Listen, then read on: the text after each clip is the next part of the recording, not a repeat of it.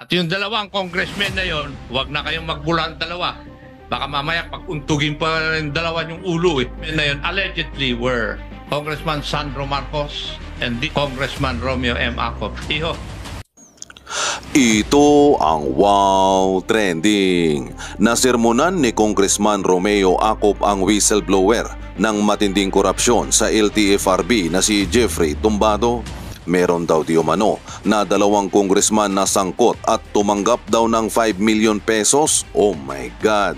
Ito daw ay sila si Congressman Sandro Marcos at si Congressman Romeo Acop. Base ito sa mga sinabi ni Tumbado nung nagpa-interview siya sa media at matapos lumabas ang balita ay tumawag si Maki Pulido, isang reporter ng GMA News kay Congressman Romeo Acop at agad na sinabihan na idinawit ang kanyang pangalan ni Jeffrey Tumbado. Pero agad naman itong dininay ni Tumbado at sinabing na misinterpret lang daw siya ng media. At sa mga sumunod na tanong ni Congressman Acop, dito na na-corner si Tumbado at lumabas ang totoong dahilan kung bakit siya nagpa-presscon kasama si Balbuena. Diretsahan din na sinabi ni Congressman Acop kay Tumbado na kahit ano pa ang gawin mo ay dawit ka pa rin sa issue ng korupsyon sa LTFRB dahil kung di lang nagkaunsihan ay hindi lalabas sa media si Tumbado para isiwalat ang nangyayaring korupsyon sa LTFRB. At sa mga huling tanong ni Congressman Romeo Acop, dito kumpirmado na si Tumbado ay kasama sa mga nangyayaring kababalaghan sa LTFRB dahil bawat tanong na maiipit siya ay hindi sasagot si Tumbado at panay imbok lang ang sagot niya. Napangiti na lang si Congressman Romeo Acop dahil nagbingo siya sa kanyang mga tanong kay Tumbado at nahuli niya sa akto na nagsisinungaling at hindi nagsasabi ng totoo. Panoorin natin ang buong video. And then sinabi mo rin na dalawang congressmen ang involved. Wala po ako natatandaan na sinabi ko may mga involved na congressmen, Your Honor. Ang sinabi mo doon sa interview, sinabi sa iyo ni Attorney Guadis that 2 congressmen were also in on the collection of 5 million from transactions such as the opening of new routes or franchises. Sa GMA News yan. No, Your Honor. Hindi po na-miss lang po ako. Anong na-miss? Could you please clarify? Na-misinterpret lang po ako Hindi sa mo sinabi sinabi o na-misinterpret ka? Na-misinterpret po nila. So, ibig sabihin, Wala. ano ang binanggit mo? Ako ang hahabol sa iyo, iho. Kasi, according to Madam Maki Pulido, tinawagan niya ako nung araw na yon. At sinasabi na merong dalawang congressmen na sinabi ni Attorney Guadis sa iyo na kasama sa 5 million transaction. At yung dalawang congressmen na yon, wag na kayong magbulan dalawa. Baka mamaya pag-untugin pa rin dalawa yung ulo eh. Your Honor, wala po. Ang dalawang congressmen na yun allegedly were or are Congressman Sandro Marcos and this representation, Congressman Romeo M. Acop. Iho, I have been in the service, public service for less than 50 years. Ang kaso ko lang ay double at multiple murder. Walang corruption. Your Honor, hindi ko po kayo iniugnay sa korupsyon. Wala po akong sinasabi sa salaysay Tinatanong nga ko. kita eh. Wala po. Wala po, Your Honor. Yun yung sinabi ni Miss Maki Pulido. Wala po. Yun. Tinanong niya ako ang sinagot ko sa kanya, hindi ko pa nakikita yung clip na yan at wala pang statement si Mr. Affidavit si Mr. Tumbado. Dahil kung hindi, sa korte kami magkikita. Oo, kasi kung kasama po kayo, kasama po din sa recantation ko po yung pangalan ninyo at saka ni Kong Marcos.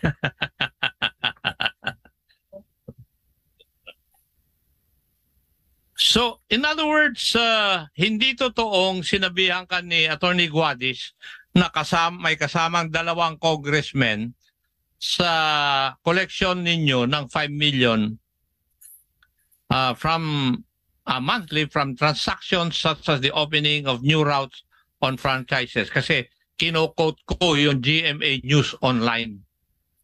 Iho. Dito.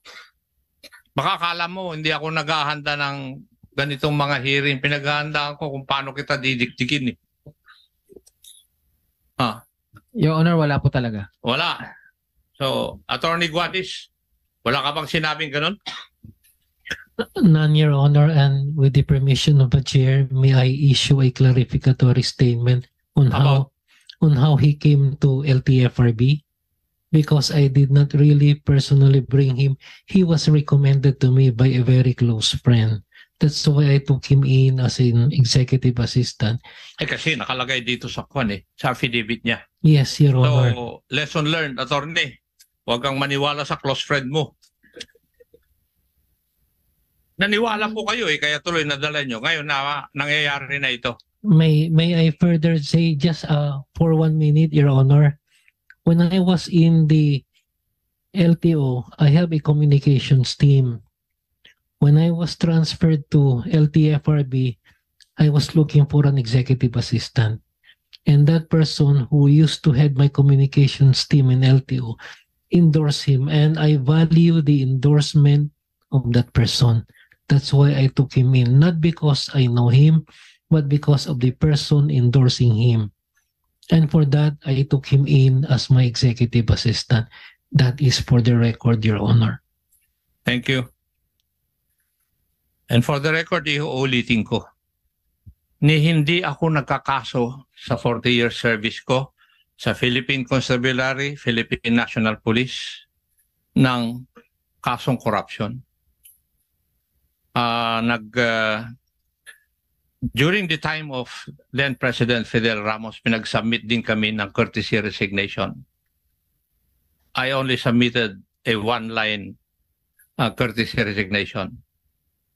At hindi na ako na-interview kasi walang bahid yung record ko sa corruption Pero kung tatanungin mo ako anong mga kaso ko, multiple murder lang naman. Dahil sa Kuratong Balileng, kinasuhan ako noong 1995, na-quit ako noong 19 years thereafter. Second term na akong congressman by the Supreme Court. Now, may binabanggit na text messages na sinasabi ninyo, splices. When you say splices, would you ibig bang sabihin nun, it does not exist, Mr. Tumbado?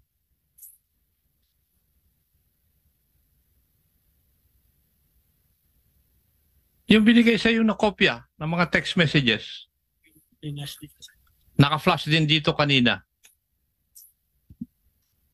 Your Honor, gawa-gawa ko lamang po yun. Gawa-gawa mo yung text messages na yon. Papunta kanino?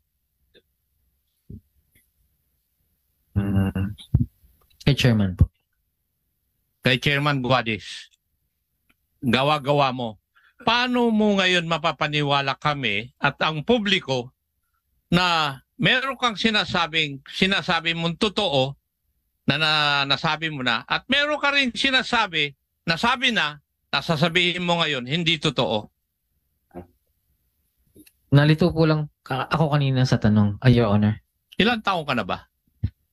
47. 47. Ilan ang anak mo? Isa. Isa? Opo. Ilan ang asawa? Isa lang. Isa. Hindi ka nga nalilito Di ba? Ang galing mo sumagot Tapos ngayon sasabihin mo nalilito ka sa mga statement mo?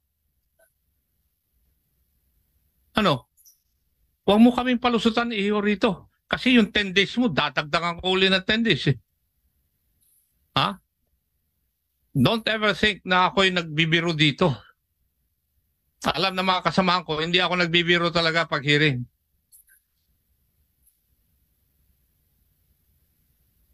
Yung binabanggit na sa messaging, sa splice na sinasabi mo ay 7 cooperatives of UV Transport in Region 3, 105 units changed from high age to high roof in the amount of 10 million. Hindi rin totoo ito? Gawa-gawa mo?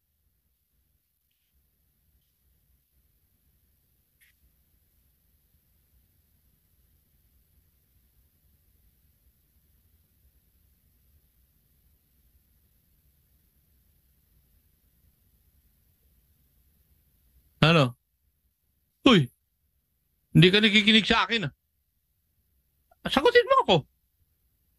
Totoo ba ito?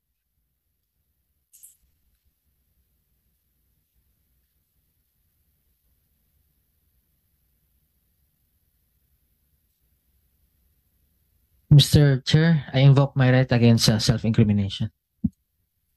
Okay. Alam mo, Mr. Chair, bibigay ka rin pala eh. Mr. Chair, may I be recognized? Sandali lang, Attorney Guades. You are invoking your right to remain silent.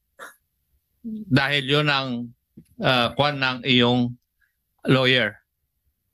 Eh kasi iho, sa tingin ko bilang investigador, kasama ka rito eh. Ha? For all intents and purposes, kasama ka rito sa katarantaduhang ito. You're equally guilty kung meron mang guilty sa LTFRB. Nandun ka na eh. Kasama ka. Sumama lang ang loob mo, sabi nga ng ibang kasamahan ko rito, nagka-onsehan, kaya ka kumakanta eh. Iho, huwag kang umiti. Dahil banda-banda ron, mabubura yung ngiti mo na yan. So, ito rin. Meron din sa messaging na yon, galing din sa'yo, RDCJ and Grab operators, 27 units, 810,000. Would you also invoke your right to remain silent, Mr. Tumbado? Yes, Your Honor. Yes. Sino itong RDCJ? Mr. Tumbado, sagutin mo ko. Your Honor, sa pagkakalam ko siya po yung pangalan, pero Ikaw nagpadala nito eh. Di ba? Yes. Sinabi mo lang kanina. Di alam mo. yes, Your Honor. Oh. Sino? Si RD Marbella po. Sino nga? Si RD Marbella po. Anong pangalan?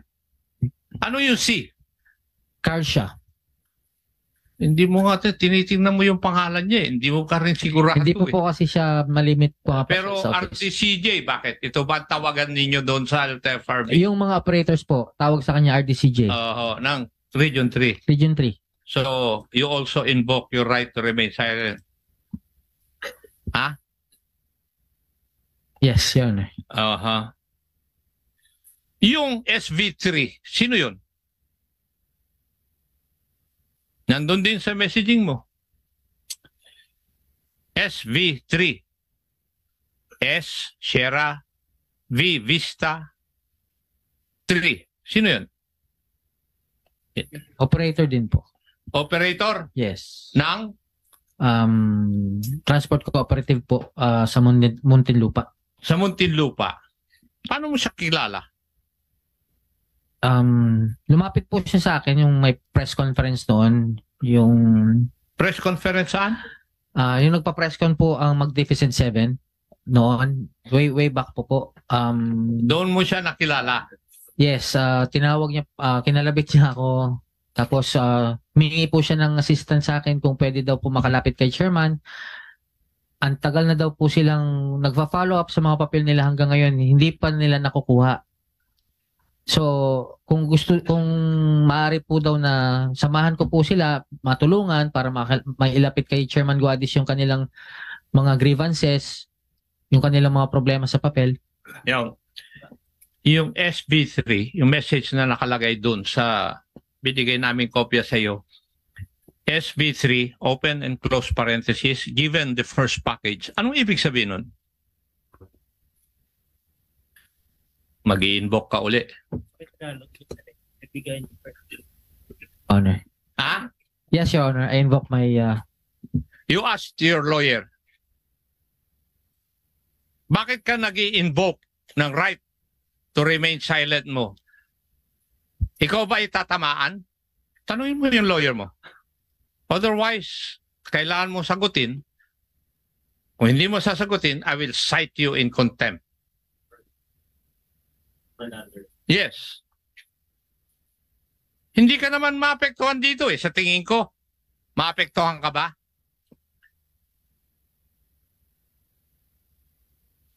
Abogado itong kausap mo, iho. Investigador pa. Sagutin mo. Yes, Your Honor. Tinanong mo na abogado mo? Ikaw ba ay tatamaan nito kung magsasalita ka? If cases are going to be filed?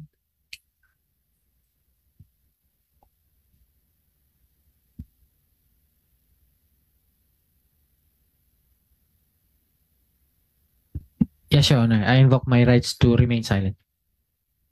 So, when you invoke your right to remain silent, kasama ka rito. Kasi kung may kakasuhan kami, makakasama ka. Tanong mo yung abogado mo. Ha? Yes or no? Yes, Your Honor. So, in other words, kasama ka sa lahat ng transaction na ito na nababanggit sa pagbabayad ng 10,810,000 at saka doon sa SB3 given the first package. Kasi in these three incidents, you invoke your right to remain silent. And you can only invoke your right to remain silent kung tatamaan ka. Kung hindi ka naman tatamaan, why should you invoke your right to remain silent? Your Honor, yung 10 million, hindi po nag-materialize po yan. Eh di, kinukonfirm mo lang na may nangyaring ganyan. Ikaw naman. Nilalapit pa lang po nila. Wala pa pong involved. That's your allegation. Kasi, why would you invoke your right to remain silent? Bakit mo invoke yung right to remain silent mo kung hindi naman pala nag-materialize? Paano ka kakasuhan? Ikaw naman, no? Iho. Okay? Next, meron kang charges na in-air sa media noong October 9. Nirecut mo 2 days thereafter. Tapos when you appeared sa CNN Philippines in October 20, nag-appear ka ba ron? Hindi. Oh, Your Honor. Hindi ka na-interview? No, Your Honor. No? Hindi ka na-interview? Hindi po. Ha? Na sinabi mo doon sa kwan na na-pressure ka lang doon sa pag-withdraw mo ng corruption allegations against the agency and now you're standing by your earlier statements? Na-pressure po ako dahil nangangamba po yung mga mahal ko sa buhay. Na kung itutuloy ko po ito. So inaamin mo ngayon sa amin, sa publiko, na kaya ka nag-recant ay dahil natatakot ka sa mangyayari sa buhay ng iyong mga pamilya. Kasama na po yung pagkikipag kasundo ni Chairman Guadis na anong sinasabi mo kasunduan yun, Nico? kasunduan po na yung mutual understanding na bigyan ko po siya ng pangalawang buhay. Ibalik ko po yung kanyang reputasyon, ibalik ko po yung kanyang career. Bigyan mo siya ng? Ibalik ko po daw yung kanyang career, ibalik ko po yung kanyang reputasyon, bigyan ko po siya ng pangalawang buhay.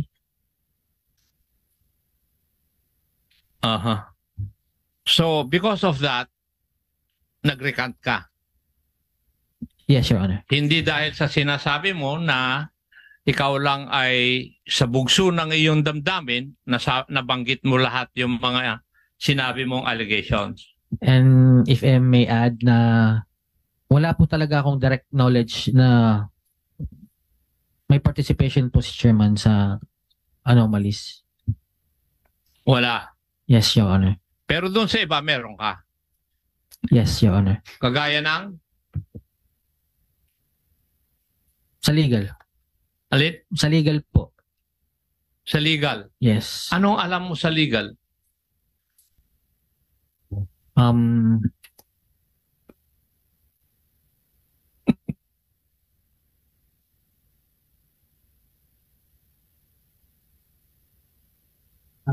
Yung pong may kakayahan po ang legal na buhayin po yung patay na franchise na hinihiling po nila na mabuhay po sila na maibalik sa kalsada. kindly ask your lawyer, doon sa mga binabanggit mo ba, would it stand in court, both administrative and criminal?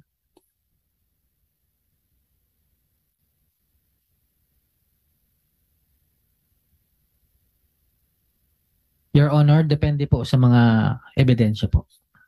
Anong ebidensya meron ka? Sige. Magbulungan na lang kayo na magbulungan dyan. Mismo po yung operators, Mismo yung mga operators no? opo, nagsumbong po sa akin. Pinarating po na ganyan po yung nangyayari. And ano po yung ginawa ninyo nung nagsumbong sa inyo yung mga operators? Kasi ano po ba ang, unang-una, ano po ba ang sinumbong sa inyo ng mga operators? Na hinihingan sila ng pera o ano? May ganyan pong may ino-offer po kasi ang company pera, pero hindi naman po nagmaterialize. Nailapit po sa akin at isinumbong ko rin po kay Chairman Guadis. Ano nga sinabi nila specific na violation na ginagawa ng legal department ng LTFRB? Kasi ikaw nagbanggit ng legal department hindi naman ako Sinusundan ko lang yung mga sagot mo iho Kasi gano'n ang investigador. Yung request po nila na may buhay po ulit yung kanilang prangkisa. Hindi ba kasama sa proseso yon para mabuhay ang isang prangkisa? Na-dismiss na po sila, hindi na po sila pinapayagang mamasada. Tapos ngayon, ano nangyayari? Wala na po akong alam tungkol po doon. Yun na lang po. Wala ka nang alam. Ano ang problema doon, iho? Doon sa kaalaman mo. Would you know whether alam mo ba kung pwedeng magsampa ka ng kaso o hindi? Umakyat po kasi sila sa akin. Hindi nga, sagutin mo muna ako. Nandiyan naman yung abogado mo sa tabi mo. Binabayaran mo yan let him earn his keep.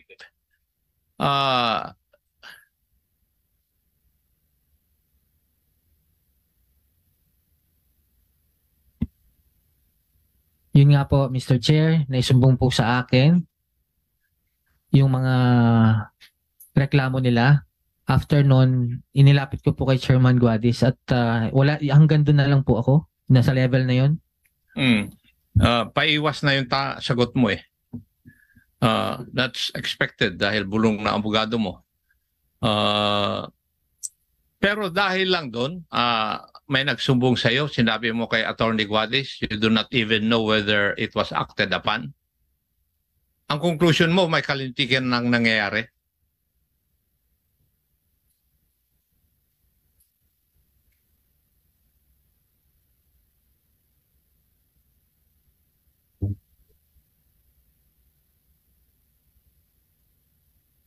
Your Honor, pwede pong yung question po ulit kanina. Yes. Ito po na ganito po yun. Sinabi mo kanina na may mga taong lumalapit sa iyo. Gustong buhayin yung kanilang prangkisa na patay na kasi bubuhayin di ba? Tapos inilapit mo kay Attorney Guadis. At wala ka nang alam after that, di ba? Yes, Your Honor. Anong kalintikan ang alam mo na nangyayari? Doon sa kaalaman mo na yun.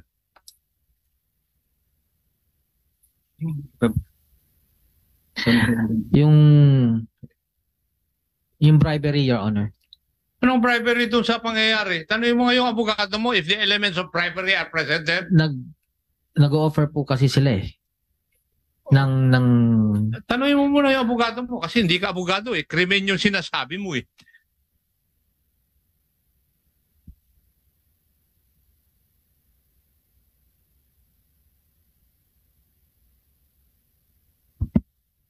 Your Honor, nagpatulong po lang sila pero hindi naman po natuloy.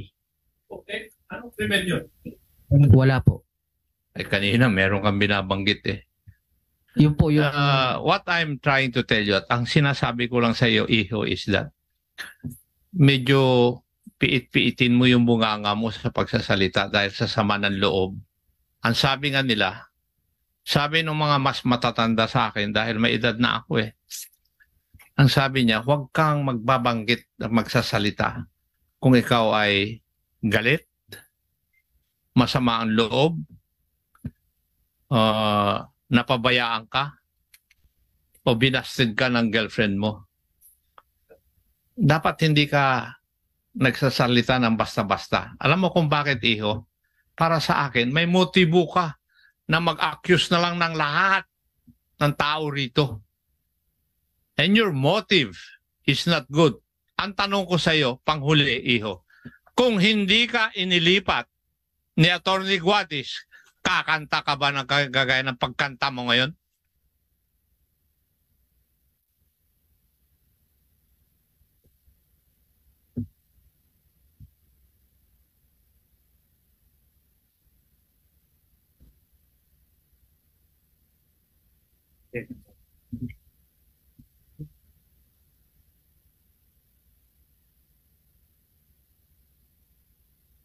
Your Honor, yun po isang dahilan kung bakit ako lumantad dahil po sa Sagutin mo muna yung tanong ko.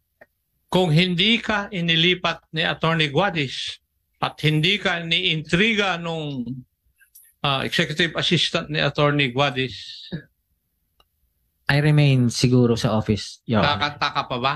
Hindi, Your Honor. Oh, so in other words, kung hindi ka inilipat, hindi mo ikakanta lahat ng katarantaduhan na alam mo na nangyayari sa LTFRB. Yes or no? Yes, Your Honor. Yes. So may motibo ka talaga. Ngayon, ang problema, kung paniniwalaan lahat ng sinasabi mo, dahil yung motive mo ay may sama ka ng loob sa LTFRB.